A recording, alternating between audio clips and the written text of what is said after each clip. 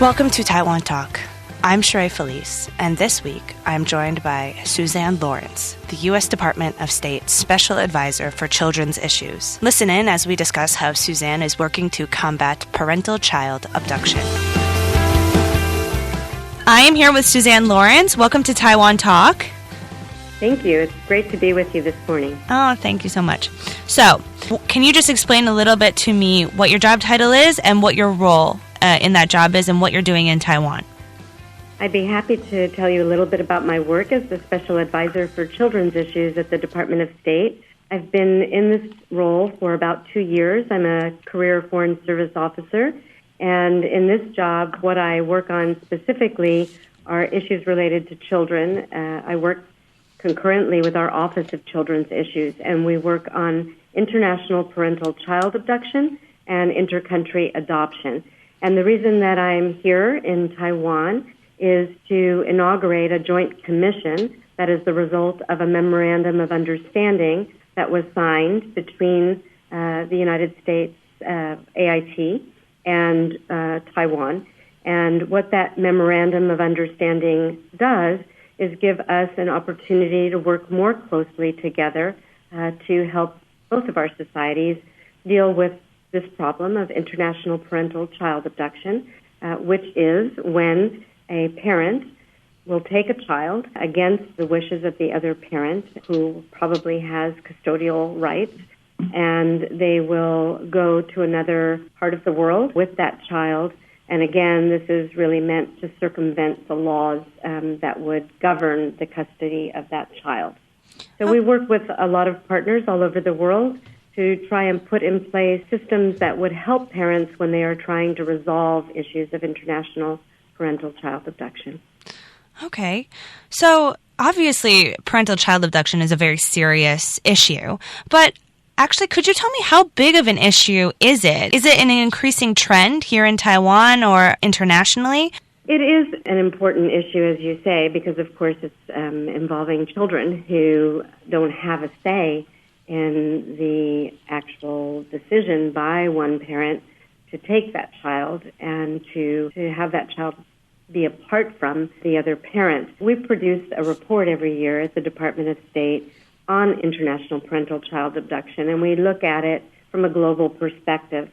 Obviously, we're a big country, and we have a lot of people, and there are lots of people who move to the United States, and a lot of Americans travel and live all over the world. So I think it's as the world becomes smaller in many ways, you see that there are more instances where families are moving and living around the world. And with that comes, I think, the opportunity in some ways, the risks, if you will, of a parent deciding to undertake something like this.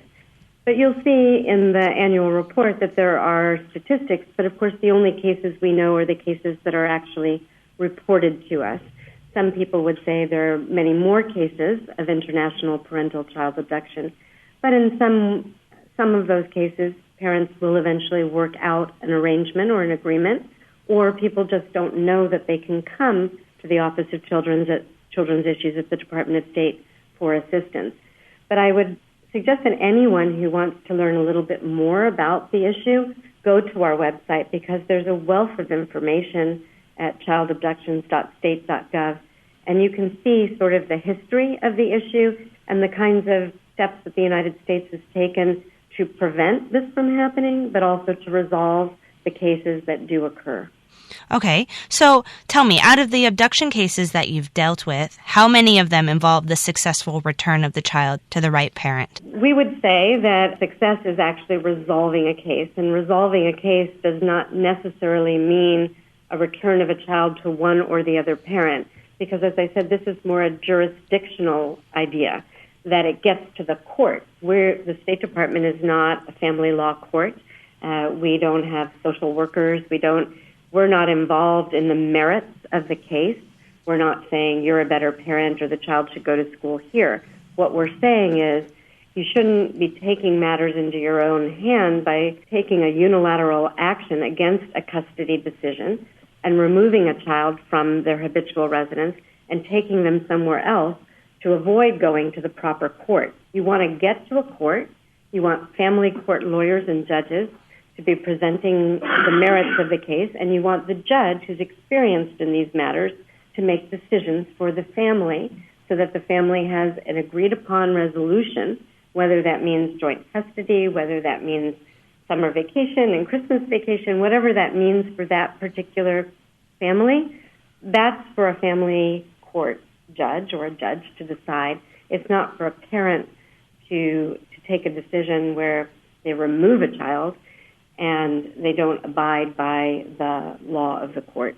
Oh, okay. So your office kind of brings them to the table to start the compromise procedure. Yes. I mean, and this is an interesting, I think, sometimes people don't understand the gravity of what they've done. In the United States, kidnapping is a crime in all 50 states, and it's a federal crime. And so sometimes a parent will have taken a child from overseas, brought the child to the United States, and when we contact the taking parent and we say, by the way, we're the Department of State, we're the central authority, a case has been filed by the left behind parent. You have committed something that is not permitted in the United States or through this system that we are a party to.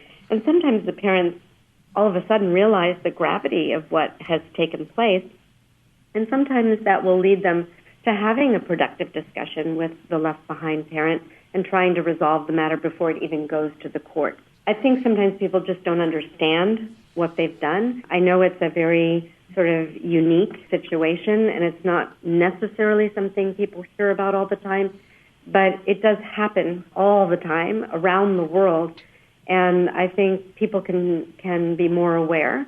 And we do a lot of education in the United States with attorneys, with law enforcement professionals, with judges, with mediators, with all sorts of people who have involvement with families that are obviously going through a very difficult situation. And so we're very involved in education and then also prevention. For example, we have a program in the United States where parents can enroll in a program where if they are concerned about this happening, the child would not be issued a passport without the consent of both parents. And we would always check with the parent who has asked for this to be put into the system before we would issue that passport. So that's another way to prevent a parent from taking a child without the authority or knowledge of the other parent. So there are a lot of things that people all over the world can do to help prevent this from happening. There are things we can all do to educate parents about the gravity of making this kind of an action or taking this kind of an action.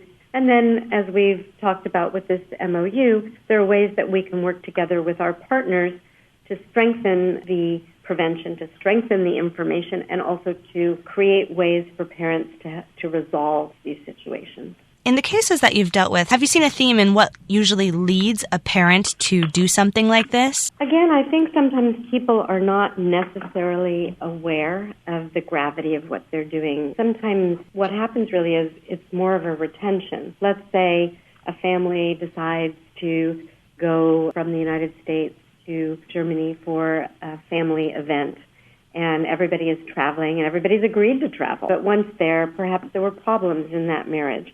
And then they get there, and one parent says, I don't really want to go back. I'm unhappy, and I'm just staying here, and they don't return with the children. So I think that it can be a variety of things. We see hundreds of cases, and each case is really quite unique because it's different people in different situations, different marriages, different relationships.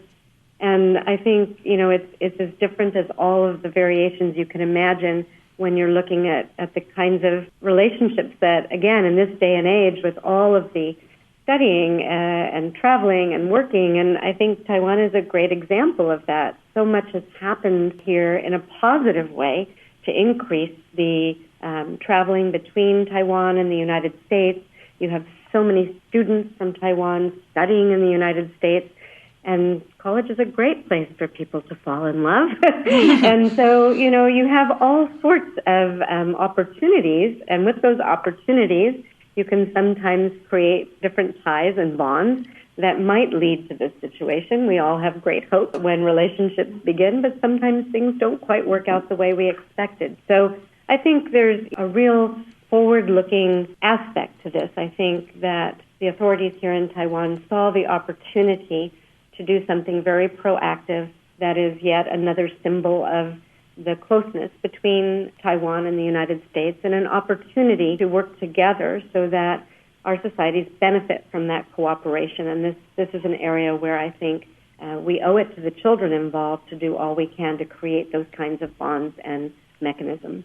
Oh, yeah, definitely. So you're scheduled to open the inaugural U.S.-Taiwan Joint Commission. Can you briefly tell me what you'll be saying during this commission? I think the commission is just an official way for us to launch this partnership under the MOU. It's an opportunity for us to discuss the various roles that the authorities in Taiwan would have with respect to resolving these cases. It's an opportunity for them to ask me questions about how we handle these issues in the United States. It's an opportunity to explore ways to strengthen the partnership on this issue and other issues.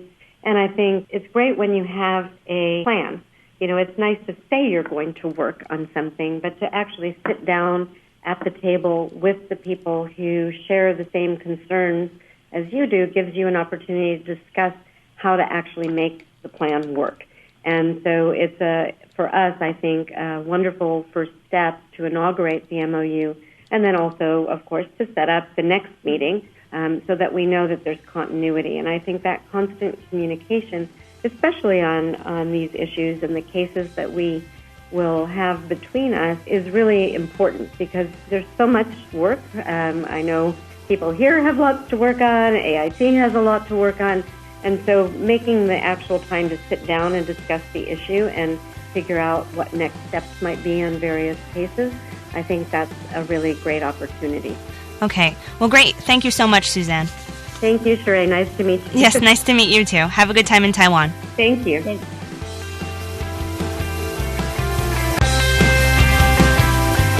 That's it for this week's episode of Taiwan Talk. I'd like to thank Suzanne Lawrence again for joining me. Tune in next week for an all-new episode of Taiwan Talk. As always, remember to take care of yourselves.